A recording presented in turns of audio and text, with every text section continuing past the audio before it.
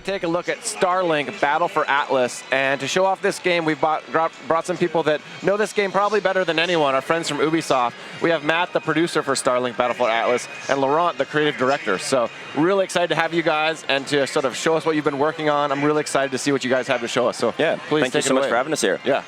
So Starlink Battle for Atlas is an open-world action-adventure game that's going to take you 400 light years away from Earth to the Atlas star system. And it follows the journey of a team called the Starlink Initiative, who are blasting off there. And it features this really, really cool modular starship, where every single piece that you put on instantly appears in-game and lets you adapt and reconfigure your abilities on the fly to take on any challenge. It's so cool. I'm so excited.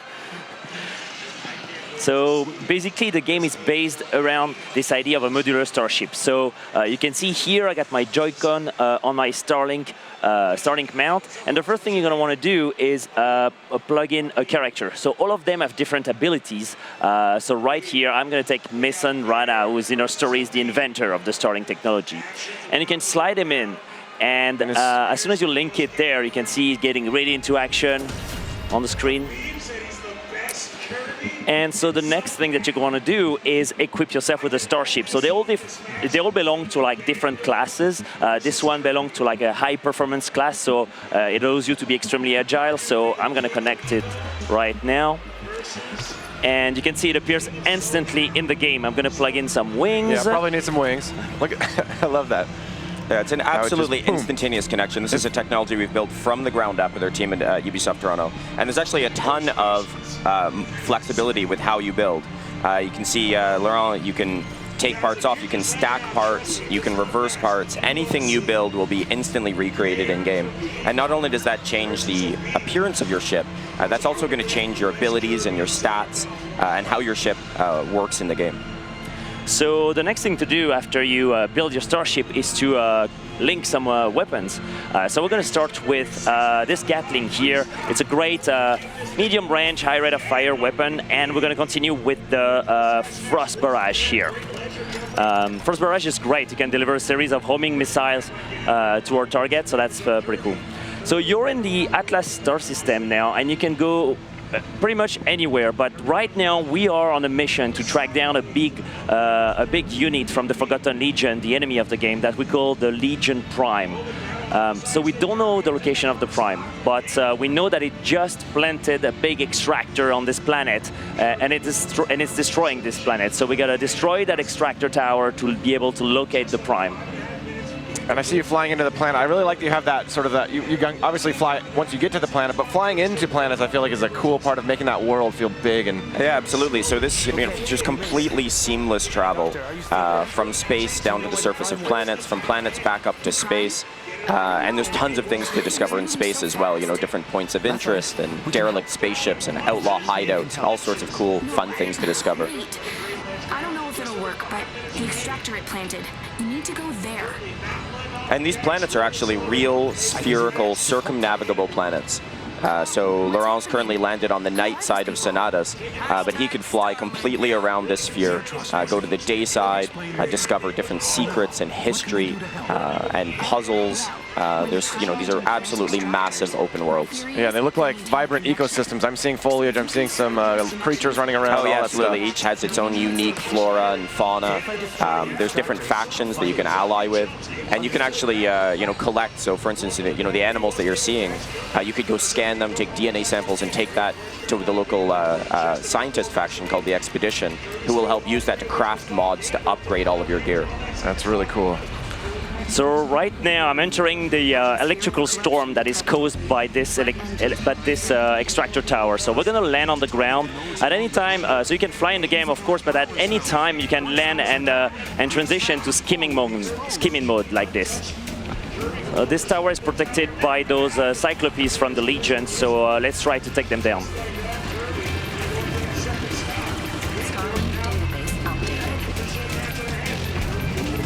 You can dodge left and right to avoid their projectiles. You can also jump like this, and if you hold the jump button, you're able to. Oh wow, this one's aggressive. So if you hold the jump button, you can hover a bit in the air like this, so that's very useful to avoid the attacks of the enemies. There's actually a ton of depth to the combat, so I don't know if you're noticing, but Laurent is able to aim right at their eye to do extra critical damage, take those guys out. You have a shield, and if you time that shield just right, you can use that to parry their attacks as they come in, reflect them back at them. So it's one of those kind of things that's easy to learn and easy to get in, really accessible controls, but there's a ton of depth there to master. That's really cool. So right now I'm trying to take down this extractor node to get access to the main weak point of this extractor tower. So there it is. But the Forgotten Legion are trying to protect themselves, so I got to avoid their attack while taking down their buildings. And the ship that Laurent's in right now is called Pulse, and this is, as Laurent mentioned, it's kind of a performance ship. It's really, really fast. It's really agile, but it doesn't have a ton of armor. So this is depending on your play style, your choice of which ship, which wings, which weapons you're using, will constantly evolve into something people experiment with and find kind of their preference. And I imagine you might even want to switch out sort of different things depending on what enemy you're facing or what situation you're in. Absolutely, yeah. So here, for example, I can decide to switch at any time my Frost Barrage for my Levitator. And Levitator is a great weapon. It will put the enemies in a state of stasis, so it will make them float around. It's also very, very useful against enemies like this Ice Cyclops, because it can make them float, and then they're not attacking me, so I can finish them off while they're in the air. I love that you just switched out that weapon in real time. It's almost like, I mean, you're the pilot as a player in this game, but you're almost also like the engineer that's like lurking in the bottom of the spaceship, switching out the weapons or the wings or changing the weight. Like, you don't usually get to play that role, I guess, and do it manually. And certainly, it's almost unprecedented to have that kind of ship customization in real time in the middle of combat, right? Like anything you can think of, you can experiment and try that out right away. So right now I just used my pilot ability, so Mason Rana can trigger an orbital strike from the Equinox, the mothership of the Starlink initiative. Yes. So that's been very effective against this tower. Now, let me see. The prime is... There! Quickly, before it plants more. And so when you destroy towers like this, the storm will clear out, and you'll be able to take away this extractor core, and later on in the game to trade it for Nova, a very rare resource that will be useful for you to build your alliance. So I want to show you a different ship. So we just finished the extractor. Okay. We're going to go after the prime, but let's reconfigure a bit and link a new ship. So you can, at any time, you can remove your starship like this. And I love seeing all these starships just laid out in front of us. It's so cool. Yeah, totally. And we can switch pilots. So I'm going to equip a Judge or alien robot from the Starlink initiative. And I'm going to link it. So Judge is actually a gaseous form alien, as you just kind of saw zoomed in on his head there. Oh, yeah. And the founder of the Starlink initiative, Victor St. Grand, actually built this containment suit to help him communicate and interact with all of the equipment that they have. And Judge has a super, super powerful pilot ability, which is all geared around slowing down time to give you these windows of opportunity to take out, weak points or take out bosses, or even just gain more control on the battlefield. So I just connected his ship that we call Neptune. It's a great ship that has a lot of defense. And for the moment, I'm gonna keep I'm gonna switch to my Volcano Gatling. It's a Gatling that is able to also increase the temperature of the enemies and make them weaker after that. So it's gonna be a great combo with my Levitator. We've got this overhead shot, picture-in-picture of the that starship in your hands. It looks so cool as you like clicked it in and. So this ship right is like completely the opposite of the one that Laurent was using before. This is kind of a tank class. Tons of armor, really, really stable. No one's going to knock you out of the sky. No one's going to knock you around. But, a little bit slower, a little bit different handling to Pulse. So there's tons of things to do in the game, like here those lights belong to an outpost that later on in the game you're going to be able to interact with. You can talk to them, offer help to them, and to have them to join the alliance against the Forgotten Legion. You'll have to hurry. And this is a, I was going to say, it's like it's fully circumnavigable planet. So we were on the dark side, but now we're making our way to the light side of the planet here. Oh yeah, I love the art style. I think it has a very, very attractive look to it. And it looks absolutely gorgeous in handheld mode as well. You know, keep in mind that every single physical starship that you connect actually unlocks a digital version of itself. So that, you know, if you're playing on the go, you know, you want to play at home on the TV with your toys, and then you swap to handheld mode, you still have access to your full collection and this full giant open world experience. That's so neat. So this is the Legion Prime, which right now is roaming this world completely free. And if we don't stop him, he's going to plant a new extractor, so let's go after him. Link your best equipment. You can't hold back. Yeah, the enemies on this planet, they have like animal-like movements, but seem robotic as well. They yeah, so they're actually cool. from an ancient group called the Forgotten Legion, and they're remnants of a long-forgotten Forerunner race called the Wardens that kind of are one of the big mysteries in the game that you're going to dig into and learn more about over the course of the story. And for whatever reason, they've actually kind of come up back out of the ground. They've been revived. There's been a reawakening. And now they're starting to begin a harvest and actually completely take over and destroy these planets. So, you know, not only are you fighting to save Atlas, but, you know, the implications of them completing their mission actually have much bigger effect on the entire galaxy beyond. So I'm going to use my pilot ability there, so Judge can slow down time. So it's great because it gives me more time to take down the main core weak point of this creature right here.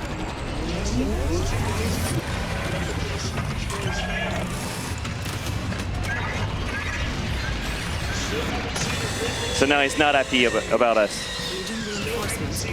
And one of the amazing things about the enemies in Starlink, in fact, not only the enemies, all units and all enemies and allies and creatures, is unlike most traditional open world games, every single enemy, every ally, every animal are always living their lives on every single planet on the game all the time. So it's completely dynamic. If Laurent were to put down the controller and walk away for a couple of hours, this Legion Prime would actually walk over the surface of this planet, creating more of those extractor towers, making himself more powerful. And ultimately, you know, that's happening on every planet, so the entire system could become completely infected. If, you know, so you are really the agent of change that can cause the difference there. I find that so interesting because, again, they're not just waiting for you to show up and like, oh, let's attack you now. They're living out. They have their own objectives and goals, and they're doing their thing. And it's up to you to insert yourself in that storyline. And you can use that to your advantage because, you know, keep in mind it's also your allies. So, you know, if you go down to a planet and, you know, build up tons of defense bases and turrets and alliance, you know, really build that strong alliance. Even when you're not on that planet, they're still fighting back against the Legion for you. You know, they're still taking over and helping save that planet. So right now the Prime is trying to find what we call an electrum vein. The electrum, it's like a rare mineral that is in abundance in the world of Atlas, and he's going to try to supercharge himself to take me down. So we're going to have to finish him off. It's like the second phase of this combat. So now he's got those corrupted Nova crystal on his knees, and he can attack me with those powerful lasers.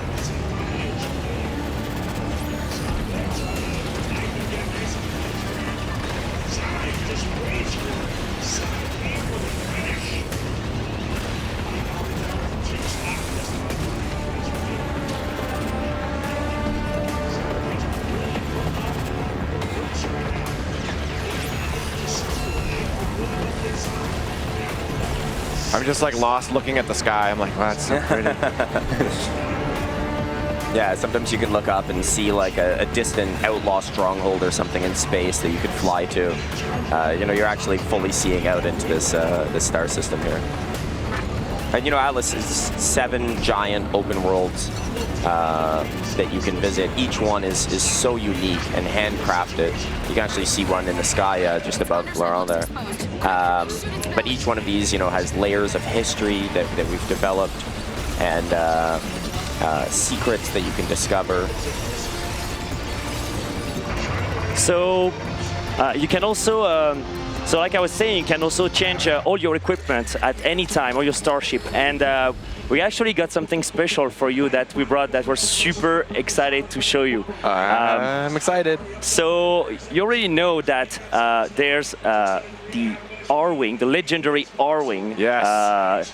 coming into Starlink Battle for Atlas, and it's like it's an amazing starship. It's like we added some mechanical movement here, so you can move the wings like that and put it into combat position. It looks really, really good. And we also have Fox McCloud, of course, here. And so we wanted to show you something that we haven't shown to anybody yet, which is really what cool. happens when you connect Fox to the game. So let's do this, and let's finish the Prime like this. So I'm going to remove Judge here, and I'm going to connect Fox. All right, let's see that game. Ah.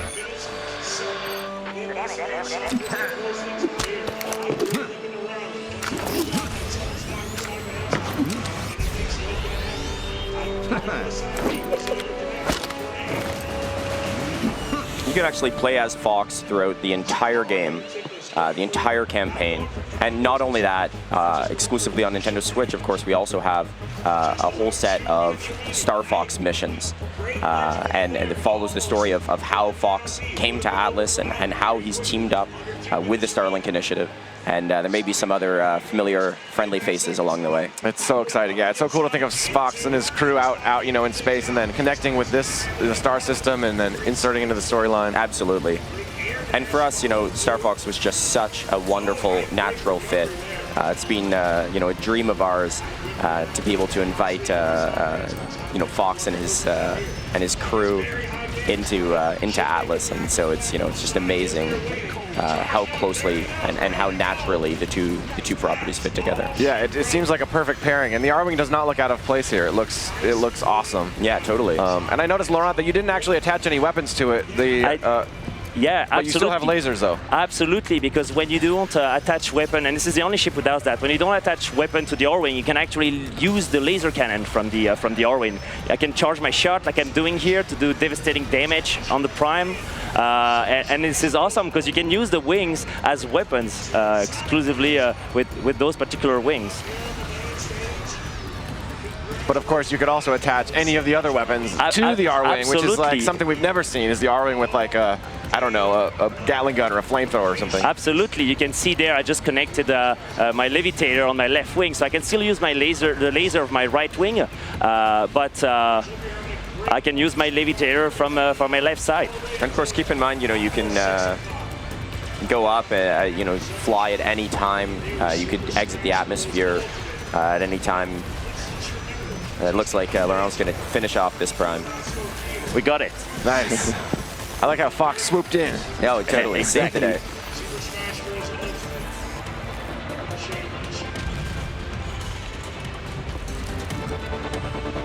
And so when you destroy the Prime like this, you'll be able to retrieve its main core and also some mods for your starship and weapons, because you can equip different mods to make your gear even better. Each pilot also have a different ability, but they also have a different skill tree that you can customize as you play the game. In fact, I think you just got a powerful mod now. Why don't you go and augment the R-Wing? Yeah, absolutely. So let's do that. Let me go in my mod screen here. And this one is giving me 20 plus 20 speed. I can just change it and let's say, for example, plus 35 handling and more speed. So let's take this one. And there's a ton of depth to the RPG progression in Starlink. So each of your ships, you know, has different cores, different armors, boosters. You know, your weapons, you can swap out the ammo. Your pilots are fully upgradable. And, you know, it actually goes way deeper than that. Yeah, and you mentioned all the ships. I mean, switching ships is cool, but switching ships is also important. Like, if you die, if you lose a mission, you could bring in a new ship, and you kind of need those to progress. Yeah, absolutely. So, you know, it's really, really important for us that, you know, the entire game is something you can finish just with the starter pack. You get a ton of content in the starter pack on Nintendo Switch. You know, the starter pack actually comes with the legendary R-Wing. It comes with Fox McCloud. It comes with Mason Rana, who is a pilot that Laurent was using earlier. He's kind of the newest member of the Starlink initiative. It comes with digital versions of some equipment. It also comes with some weapons and things like that. But it also comes with additional digital content. For instance, Mason's ship Zenith and the wings for that. So really, it comes with everything. It's going to come with everything you need to sort of have this adventure. But of course, you could get more things, more weapons, more mods. Yeah, totally. So, you know, for sure you can complete the entire game just with the starter pack. You know, there's none of that kind of hard gating of like, oh, there's a blue door, you need the blue spaceship to go through it. But, you know, for us, it's kind of this simplistic deck building element where, you know, we want the more ships that you have and the more parts that you have, the more creative options you have to really customize and build your play style and really make, you know, your dream starship and you know, your play style right fine-tuned to your liking. Yeah, it's a little bit hard to show on camera, but the fun, the feel of clicking these weapons and wings together is something that I've gotten to experience preparing for this segment, and it just has that. It kind of takes me back to being a kid, and I'm like flying around with the ship and attaching different wings. I was putting the R-wings on backwards, which looks kind of cool because everything can go either direction. So you can have a flamethrower pointing backwards or something. Absolutely, yeah, and you can even like the R-wing embeds the Starlink technology, so you can remove its wing, flip them if you want. You can, like you were saying, yeah, you can connect like the flamethrower here, and if I fire it now, I connected it backwards, so it will fire backwards. So if some enemies are attacking me from the back, I can use that strategy, or you can put it front like this. And you know, keep in mind, as Laurent showed earlier, you can actually stack parts on parts. So like, you know, Laurent could add additional wings or swap out the wings. The R-wing, make kind of an extra wide R-wing. Could you show that really quick? I'm not sure if you're on the way to attack something, but it's cool when you stack a couple extra things on. And yeah, absolutely. So for example, I can stack those wings here, and they will provide me with more defense. You can see actually that when I'm putting another wing on the ship kind of tilts a bit to take the weight of the piece, and but then correct itself.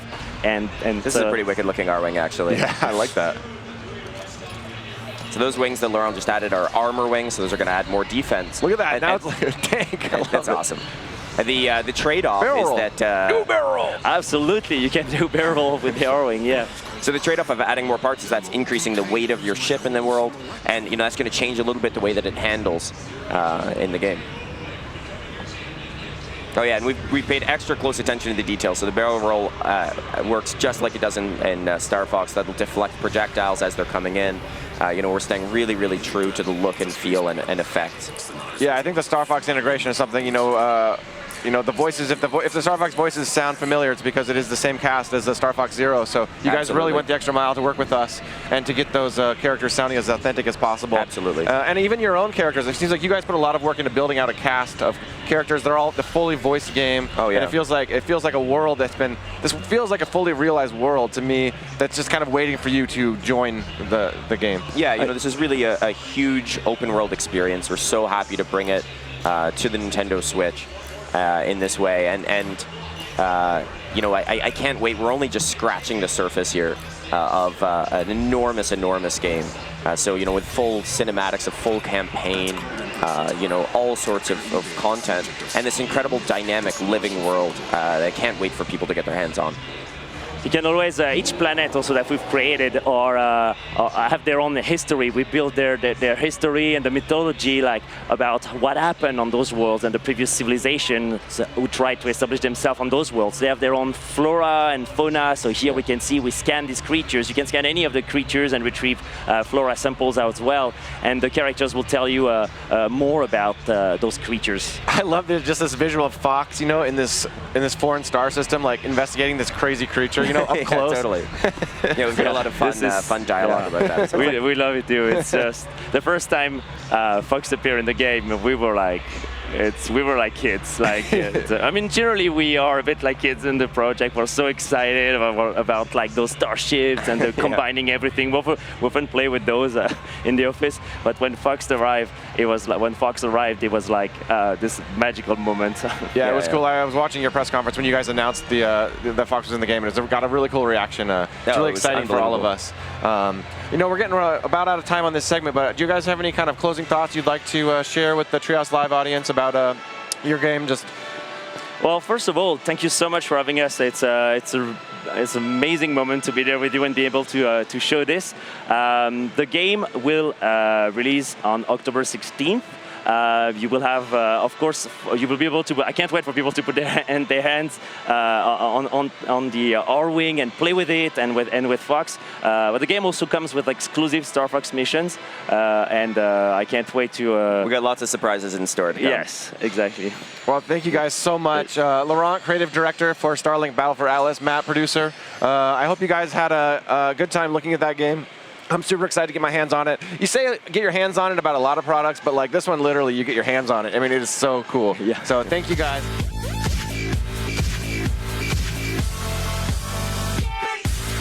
Like and share if you enjoy the video and think others might benefit from this, and of course subscribe and hit the notification button if you are new to the channel and want to be notified every time I post a video.